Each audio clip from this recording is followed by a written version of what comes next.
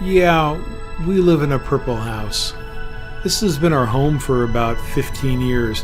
Anything I've called home is within about a 30-kilometer radius from where I live now. We're looking to move and we may not be in that radius, so it's got me thinking a lot about homes.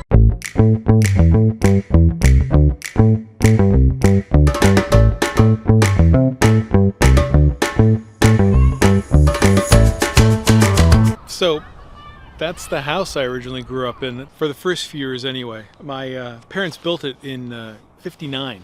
That's what my mom wrote on the back of this picture. I wasn't born then. But this is the house that I grew up as a kid, and what a great house. I mean, a fabulous backyard. Neighbors that we would play with, they were all the same age. The Brenners, the Sanborns, the Pryors. This is the place where you played hide and go seek on summer nights with the neighborhood kids. The funny thing is about this neighborhood, the sidewalks, they're not even there. I mean, there's just kind of a little mound, which always seemed kind of weird to me.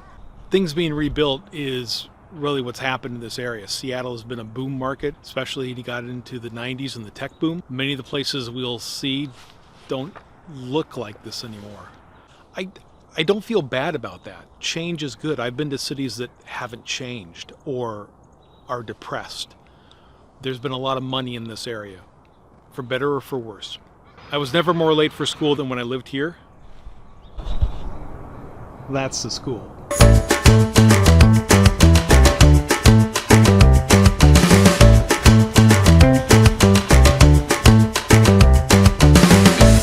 Yeah, a little different.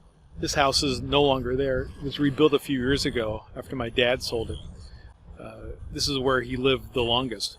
This area was a brand new area we moved here. Maybe we were the 40th or 50th house down here. Now there's probably 400. There's 30 houses on this street. 34. I know that because this used to be my paper route. This street and the one over was about 70 houses, and I kind of knew them all. And I would say more than half have been rebuilt here in the last 10, 12 years. So if you're looking for reminiscing, like my dad could go back to his old house in Omaha, Nebraska, and you can still see it. This is long gone.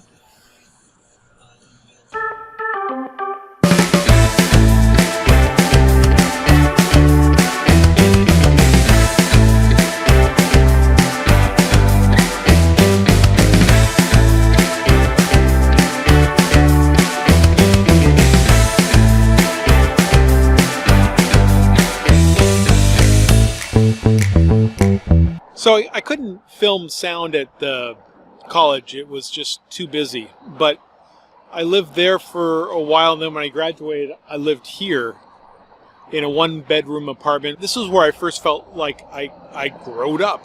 I was out of school. I had a job. I took 4 freeways to get to school.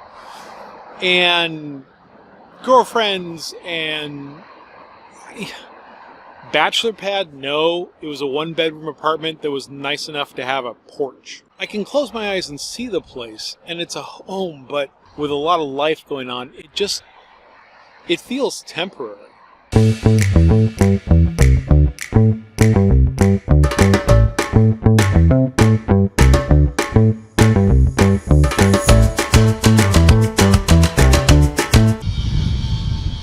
So the top floor was a condo that we rented. This is where my wife and I first lived when we were married.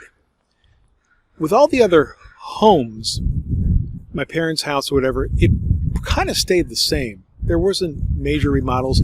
The apartments I lived, you just kind of moved in and that was your stuff for many years that you were there. This changed. One, I was a couple when we moved in, but 3 years later we had our first child. And so the office became the kids' room. And that's where the breakdown of what a structure of an apartment or a condo or a house is, what we create as a home. And I don't know how long this much longer will stay. I mean, you look at many of the places here in Ballard.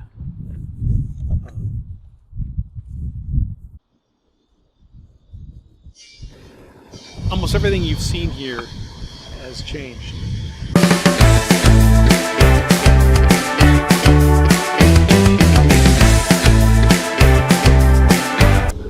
was our first house.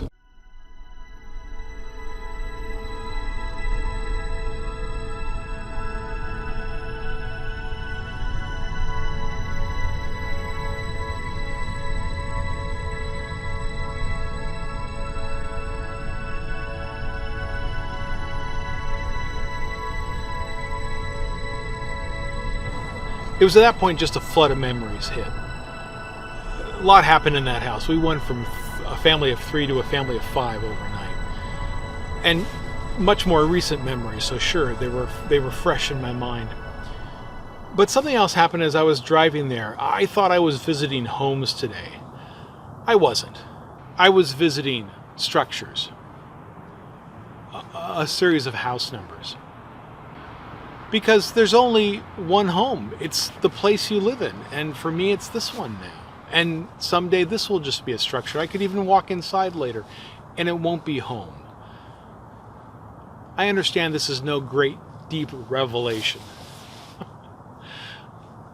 I mean, somebody said it a while ago. There is no place like home.